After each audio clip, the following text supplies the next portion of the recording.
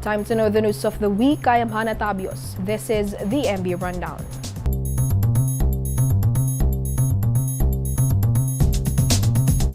The campaign period for the senatorial bets and party list groups officially began on Tuesday. Let's take a look at the highlights of the first week of the campaign for the 2019 midterm polls in this report. Naughty jokes, door-to-door campaigns, feeding programs, and visiting the largest bailiwicks. This is how the national candidates kickstarted the first week of the 90-day election campaign. Hugpong ng pagbabago, the largest regional political party led by Davao Mayor Sara Duterte Carpio invaded first the Arroyo-dominated Pampanga province. The place outside President Rodrigo Duterte's bailiwick that gave him the biggest majority of votes during the 2016 presidential elections. Duterte Carpio is carrying a 13-person slate higher than the 12 Senate positions which will be elected by the people for the 2019 midterm polls. Among its candidates were plunder-accused and former Senators Jinggoy Estrada and Bong Revilla. But opposition slate Ocho Derecho held their proclamation rally in Caloocan City. The slate primarily aims to fight the rising number of human rights violations, among others. However, former presidential bets and now senatorial candidates Grace Poe and Mar Rojas chose to campaign solo on the first day. But on the second day, Rojas joined his slate mates in Naga City, Camarines Sur to campaign in the home province of Vice President Leni Robredo. Nery Colmenares also started his Senate bid with senior citizens in Old Balara, Quezon City.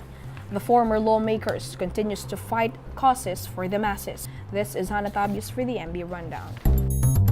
Rappler CEO and Executive Editor Maria Ressa posted bail on Thursday after being arrested for cyber libel case.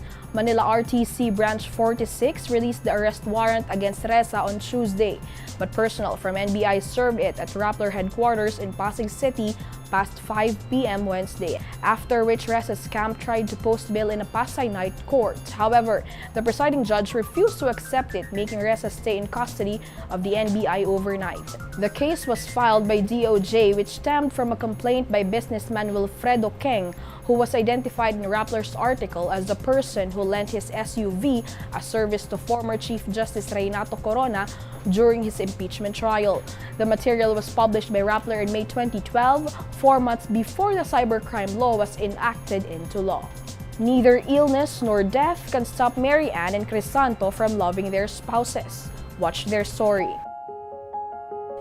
Arts became the bridge in the love story of Marianne and Lirio Salvador. Back in 1998, Marianne was working at the library section of the National Commission for Culture and the Arts, or NCCA, in Intramuros, while Lirio was an exhibitor there. Nakita niya yung work ko yata doon, bago doon sa exhibition nila. Tapos parang inisip niya, sino ba yung gumawa nito? And from that simple admiration at artwork, Marianne and Lirio became friends and ended up as husband and wife. However, their happy marriage was tested when Lirio figured in a vehicular accident in 2011. Kala mo hindi siya major accident kasi walang dugo, walang bali sa katawan. Parang kung titingnan mo, parang akala nga nung kapitan namin ay lasing lang siya. Yung pala, yung internal hemorrhage na siya yun ang sa nangyari. brain. Sa brain na? Oo, internal hemorrhage. Lirio had to undergo a major brain operation, making him spend 25 days in ICU and another 3 months in the hospital. 8 years later, Lirio remains to be bedridden and unable to speak. But Marianne still chooses to stay with him, all because of love. So, yun yung promise namin na, kumbaga, parang yung walang iwanan. Kasi hindi niya pa rin ako iniwan. So, siguro yun yung nagpapalakas sa akin kasi andyan pa rin siya. And if any of them is already in the brink of death, Marianne wants them to depart together. One time, nagkaroon ako parang nagkaroon ako ng bukol sa breast. Kasi inisip ko na paano kung may cancer ako tapos sino mag-aalaga sa kanya? So, iniisip ko na kung mawawala ako, dapat dalawa kami, parang sabay lang. In another story, 77-year-old Cristanto de la Cruz is a testament that death cannot stop him from loving his wife, who has already been gone for 6 years.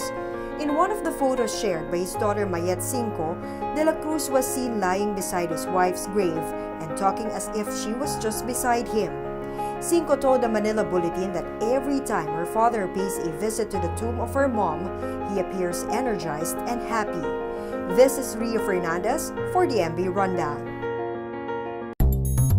The entertainment industry is mourning the passing of veteran singer-actress Armida Siguion-Reyna. She succumbed to cancer on Monday at the age of 88.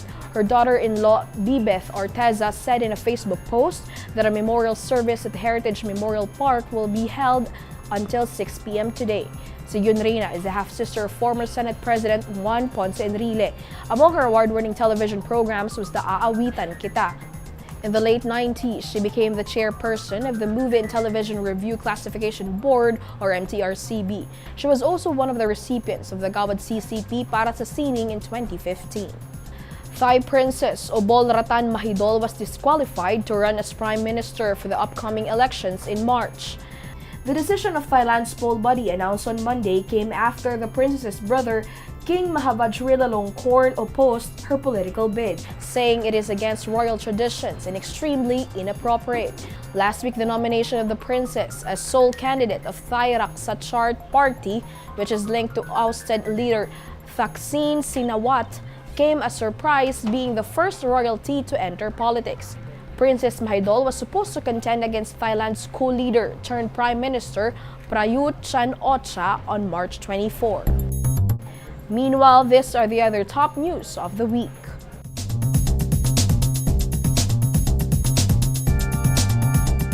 The Department of Health continues to remind parents to have their children vaccinated since the measles outbreak is not yet under control. DOH Secretary Francisco Duque III said all public health centers and DOH hospitals offer free vaccine shots. For more information, dial the DOH hotline. Zhang Jiale, the Chinese student who splashed a cup of soybean dessert to a police officer, is now detained at the immigration facility at Camp Bagong Diwa, Taguig City. Deportation proceedings against Zhang is undergoing after the PNP tagged her as an undesirable alien after the incident. President Rodrigo Duterte is pushing to change the name of the country from Philippines to Maharlika. The president's idea was previously proposed by the late dictator Ferdinand Marcos, but some lawmakers and scholars opposed the suggestion, citing it would disregard the Filipinos' national identity. Let's take a quick recap of MB Rundown for today, February 15. Campaign period for senatorial candidates and party list groups officially kicks off this week. Rappler CEO Maria Ressa posts bail for cyber libel case.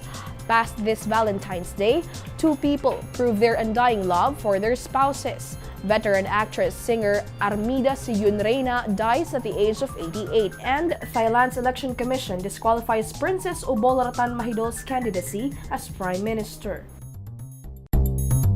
And that's the MB Rundown. I'm Hannah Tabios.